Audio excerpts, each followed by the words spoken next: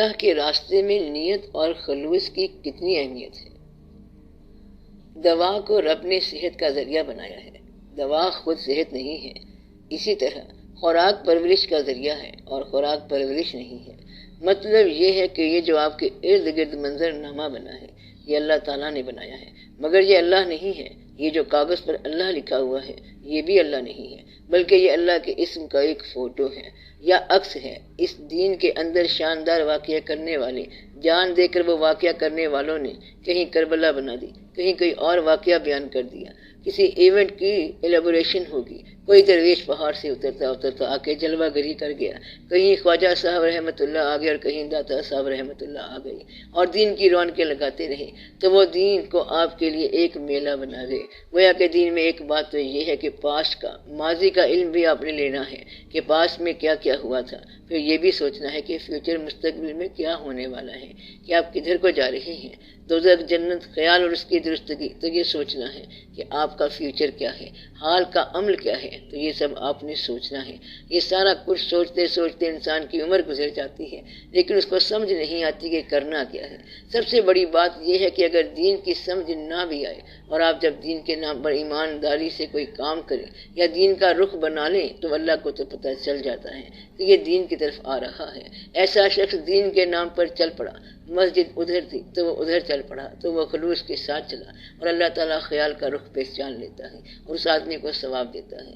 تو دین کی طرف مائل ہو جانا بھی بہت بڑی صداقت ہے، چاہے دین سمجھ نہ آئے۔ یہاں آ کے آپ تبلیغ کرنے والے سے بچ جاتے ہیں، تبلیغ والا آپ کا ڈیٹیل بتاتا ہے اور ہم آپ کو انٹینشن بتاتے ہیں کہ آپ کی انٹینشن کیا ہے، نیت کیا ہے، ارادہ کیا ہے، آپ کا ضمیر کیا ہے اور آپ کے اندر خلوص کتنا ہے۔ اس کی ڈیٹیل تفصیل یہ ہوتی ہے کہ آپ وہاں جائیں تو وہاں وضو والی جگہ ملے گی اور اس کے ساتھ نماز والی جگہ ملے گی، وہاں مسجد ہے، وہاں اذان ہوتی ہے، مسجد کے اندر نماز کا ٹائم ٹیبل لگا ہوا ہے اور بزرگ کہتے ہیں کہ میں نیت کی اصلاح کر رہا ہوں۔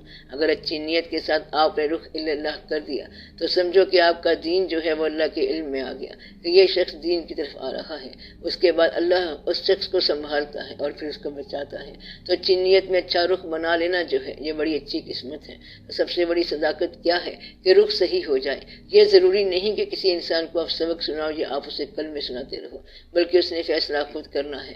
آپ اگر نقلی طور پر اللہ کو یاد کر رہے ہیں تو نقلی نتیجہ ہوگا، اور اگر اصلی یاد کر رہے ہیں تو اصلی نتیجہ ہوگا۔ اگر پیسے کے لیے یاد کر رہے ہیں تو پیسہ نتیجہ ہوگا، اور اگر رب کے لیے یہ سب کر رہے ہیں تو رب نتیجہ ہوگا۔ تو آپ جو کر رہے ہیں وہی نتیجہ ہوگا۔ فیصلہ کس نے کرنا ہے؟ آپ نے خود۔ یہ وہ دین ہے جس میں کاز ہی ایفیکٹ ہے، کاز اللہ ہے تو ایفیکٹ بھی اللہ ہوگا، وجہ اگر اللہ ہے تو نتیجہ بھی اللہ ہوگا، اور اگر وجہ آپ کی کوئی اور مصلحت ہے تو پھر آپ کا نتیجہ بھی وہی مصلحت ہوگی۔ اب اس سے پہلے کہ آپ اللہ کا سفر کریں آپ کو یہ پتہ ہونا چاہیے کہ آپ کیا کر رہے ہیں۔ آپ کا ارادہ جو ہے وہی آپ کی منزل ہے۔ میں آپ کو یہ بتانا چاہتا ہوں کہ اس دین کے اندر ارادہ ہی منزل ہے، تو خلوص کے ساتھ ارادے پر کار بند ہونے والا چاہے وہ فارمولے میں بھی نہیں آیا، ارادے کے اندر رہنے والا بھی منزل رسید ہو جاتا ہے۔ اس بات کو دل میں رکھنا اور یاد رکھنا کہ اگر ایک آدمی کے ارادے کا رخ اللہ ہو گیا، اب اسے پتہ نہیں کہ اللہ کدھر ہے، ڈائریکشن کا پتہ نہیں کہ کدھر جانا ہے، بس کہتا ہے کہ اللہ کے پاس جانا ہے۔ ایک آدمی کا ارادہ ہو گیا کہ اللہ کی طرف جانا ہے تو وہ گھر سے باہر نکلا، پہلے آدمی سے ملا، کہتا ہے کہ کہاں جانا ہے؟ میں نے اللہ کی طرف جانا ہے۔ اللہ کہاں ہے؟ اب وہ اللہ کی طرف چل پڑا۔ بندر سے پوچھ رہا ہے کہ میرا اللہ کہاں ہے، غیر متعلقہ سے بھی پوچھ رہا ہے، دیوار سے پوچھ رہا ہے، رستے سے پوچھ رہا ہے، بازار سے پوچھ رہا ہے، اسے خود کوئی علم نہیں ہے، صرف اللہ کا پوچھے چلا جاتا ہے، خود جانتا نہیں کہ اللہ کیا ہے، حتیٰ کہ گائے سے پوچھتا ہے، بکری سے پوچھتا ہے، پہاڑوں سے پوچھتا ہے، چلتا جاتا ہے، آخر ایک جنگل میں پہنچ جاتا ہے، پیڑوں سے پوچھتا ہے، شیر سے پوچھتا ہے، کہیں اس کو اچانک ایک ایسا شخص مل جاتا ہے کہ جس سے پوچھتا ہے تو وہ کہتا ہے کہ تو کون ہے، کیوں آ رہا ہے، اب بولو کیا چاہتے ہو۔ اب اللہ اسے واچ کر رہا تھا، پورے سارا راستہ سنسیریلی اللہ کا پوچھتا چلا آ رہا تھا، تو اس وقت اللہ اسے واچ کر رہا تھا، تو اس کی سنسیریٹی ہی اللہ میں کلمینیٹ ہو گئی، گویا کہ اس کے خلوص کا نتیجہ اللہ ہے۔ خلوص اگر بے ترتیب اور بے محابہ بھی چل پڑے تو بھی اللہ کے پاس پہنچ جاتا ہے۔ تو سب سے بڑی بات یہ ہے کہ آپ اپنے خلوص کا جائزہ لیں، اور یہ خلوص جو ہے بہت ضروری ہے۔ باقی کسی نے نوٹس کو کمپیئر نہیں کرنا، تبلیغ کرنے والی کوئی بات نہیں ہے، بلکہ اگر خلوص آپ کا الا اللہ ہے تو انشاءاللہ تعالی منزل جو ہے وہ اللہ ہے۔ اللہ تعالیٰ نے جس کو انجام اچھا دینا ہو اس کے آغاز میں سے خلوص دے دیتا ہے۔ خلوص گمراہ نہیں ہوتا، اور علم کے اندر غلطی کا امکان ہے۔ خلوص کبھی گمراہ نہیں ہوتا، خلوص جہاں بھی جائے گا وہ پہاڑ سے چشمہ نکال کے لے آئے گا۔ تو یہ خلوص کی بات ہے، آپ اپنے آپ میں اور اللہ کی تلاش میں مخلص بن جائیں، مزید مخلص بن جائیں۔ اگر بات سمجھ نہیں آ رہی تو اور مخلص ہو جائیں۔ کہتا ہے وہ آیت مجھے سمجھ نہیں آ رہی، تو وہ کہتا ہے کہ تو اور مخلص ہو جائے، اور خلوص کو قائم کرتے کرتے ایک ٹائم ول کم، ایسا وقت آ جائے گا کہ آیت سمجھ آ جائے گی، شان نزول بھی پتہ چل جائے گا، بلکہ آیت کے نزول کا زمانہ بھی مل جائے گا۔ تو اس زمانے میں وہ زمانہ مل جائے گا تو حال کے اندر جو آدمی دین کے ساتھ مخلص ہے وہ شخص ماضی کے خلوص کے ساتھ ملا دیا جائے گا۔ یہ بڑی ضروری بات ہے، اور آپ اس پہ غور کریں۔ خلوص جو ہے یہی حاصل ہے اور یہی آغاز ہے۔ خلوص الا اللہ، اپنی ذات میں سنسیئر مخلص متلاشی ہونا، یہ بذات خود ایک اچیومنٹ ہے، حاصل ہے۔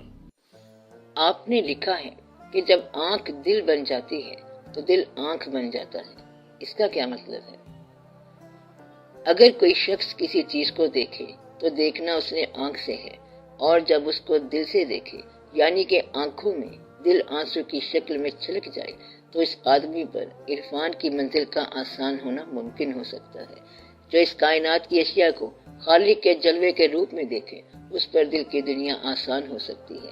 مطلب یہ کہ وہ دیکھے کہ نور بنانے والے اللہ نے کیا چاند بنایا، کیا سورج بنایا، اور اس طرح دیکھے کہ اس کا پورا دل اپنی آنکھوں میں آ جائے۔ جب آنکھ کے اندر دل آ جائے تو دل میں آنکھ پیدا ہو جاتی ہے، تو وہ اس منظر میں کچھ اور منظر دیکھنے لگ جاتا ہے۔ جس نے منظر کو محبت سے دیکھا اس نے منظر کے اندر ایک اور منظر کو دیکھ لیا، یہ ہے اس کا مطلب۔ تو اس نے اس روپ میں کچھ اور روپ دیکھا تو وہ پھر اپنی ذات سے نکل کر کسی اور ذات میں چلا جاتا ہے۔ جس طرح مجنوں سے کہا گیا کہ تیری لیلا کالی ہے تو اس نے کہا کہ تیری آنکھ نہیں ہے دیکھنے والی، تو اس نے کچھ اور ہی دیکھ لیا۔ جب تک تم کچھ اور نہ دیکھو یہ حجاب ہے، پھر یہ آپ کی دنیا داری کی محبت ہے۔ اگر کچھ اور دیکھ لیں گے تو پھر آپ کا دوسرا سفر شروع ہو جائے گا، پھر اللہ کا نام لے لیں گے۔ ہر چہرے میں آتی ہے نظر یار کی صورت، احباب کی صورت ہو کے اغیار کی صورت، پہچان لیا تجھ کو تیری جلوہ گری سے، آتی ہے نظر فن سے ہی فنکار کی صورت۔ تو آپ فن میں نہ کھو جاؤ بلکہ فنکار کے پاس چلے جاؤ، بنانے والے کے پاس چلے جاؤ۔ یہ ہے اشیاء سے ذات کا سفر۔ جب تم اشیاء سے ذات کا سفر کرو یا صفات سے ذات کا سفر کرو تو پھر تمہیں پتہ چلتا ہے کہ آنکھ دل کب بنتی ہے اور دل آنکھ کب بنتا ہے۔ اگر آپ نہیں بولتے تو پھر چند باتوں کو یاد رکھ لو کہ زندگی جو ہے اس کو اپنی منفعت کے علاوہ دوسروں کے لیے منفعت بناؤ۔ اپنی منفعت دنیا تک ہے، اور اگر آپ دوسروں کی منفعت کریں گے تو وہاں تک چلے جائیں گے۔ یہ چھوٹی سی بات ہے، اس کو یاد رکھنا کہ آپ کی زندگی اس دنیا میں کس کے کام آئے گی۔ دوسری بات یہ کہ کیا آپ کی زندگی کسی ایسے آدمی کے ایسے وقت میں کام آئی جب وہ دعا مانگ رہا تھا کہ یا اللہ کوئی انتظام کر؟ کیا یہ مشکل بات ہے؟ نہیں سمجھ آئی؟ جو شخص یہ دعا کر رہا ہو کہ یا اللہ کوئی سبب بنا، بھوکا ہوں کھانے کا سبب بنا، اگر اس وقت تمہیں کھانا دے دیا جائے کہ اس کو پہنچا دو تو تم یہ سمجھو کہ اللہ تعالیٰ نے اس آدمی کی دعا کی تاثیر کے لیے تمہیں چن لیا۔ ایسا وقت ضرور تلاش کرو کہ کسی انسان کی دعا کی تاثیر کے طور پر تمہیں اللہ تعالیٰ نے بھیجا ہو کہ یہ کام تم کر کے آؤ۔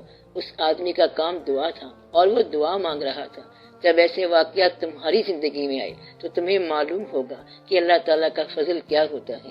یہ ضروری بات ہے، اور اپنی زندگی میں استغفار کرتے رہا کرو، وظیفے کے طور پر کرتے رہا کرو کہ یا اللہ ہم سے جو غلطی ہو گئی وہ معاف فرما دے، استغفر اللہ۔ اور اللہ تعالیٰ نے آپ کی زندگی میں جو کیا اس پر الحمدللہ کہو کہ یا اللہ تیرا شکر ہے جو تو نے کیا۔ اس طرح آپ چلتے جاؤ۔ اس زندگی میں آخرت کا سفر اختیار کرو اور آخرت کی ساتھی چن لو۔ آسمان میں بڑے لمبے فاصلے ہیں، آسمان میں تنہائیاں ہیں، وہاں کسی سیارے پر ٹیلی فون بھی نہیں ہے، اور آپ نے کہیں سے کہیں شوٹ کر جانا ہے، تو وہاں اتنا لمبا سفر ہے، اپنی تنہائیوں کا سفر ہے، تو اس کے لیے کوئی ساتھی چن لو تاکہ وہاں پر مانوس واقعات ہوں، تو آخرت کے ساتھی آپ نے اسی دنیا میں بنانے ہیں۔ اس زندگی میں آخرت کی سنگت چن لو، آپ اتنا سا کام کر لو تو میرا مسئلہ بھی حل ہے اور آپ کا مسئلہ بھی حل ہے۔ تو اس زندگی میں آخرت کے سنگی چن لو۔ یہ کتنے آدمی ہونے چاہیے؟ جتنے تم زندگی میں چاہتے ہو اتنے آدمی ضرور ہونے چاہیے۔ تو آخرت کی سنگت ضرور مرتب کرو، پھر آپ کو بات سمجھ آ جائے گی۔ آخرت کی سنگت ہونی چاہیے۔ رفیقان طریق یعنی راستے کے ساتھی بنا لو۔ وہ لمبا راستہ ہے، تنہائیوں کا راستہ ہے، مشکل راستہ ہے، تو سنگت بھی ہو اور منزل بھی ہو۔ تو منزل جو ہے وہ اللہ تعالیٰ کا اور اللہ کے حبیب صلی اللہ علیہ وسلم کا فضل ہے، تو ساتھی ضرور بنا لو۔ اور جن لوگوں کو آپ کے مرنے کا غم ہو سکتا ہے ان کو زندگی میں خوشی ضرور دینا، یعنی جن لوگوں کو آپ کے جانے کا غم ہوگا ان لوگوں کو ضرور خوشی دے جاؤ۔ تو اپنے دل میں یہ ڈھونڈ لو کہ جب آپ مر گئے تو کون کون دل سے روئے گا، تو ان لوگوں کو زندگی میں ہنسایا کرو، خوش رکھا کرو۔ بس اتنی ساری بات ہے۔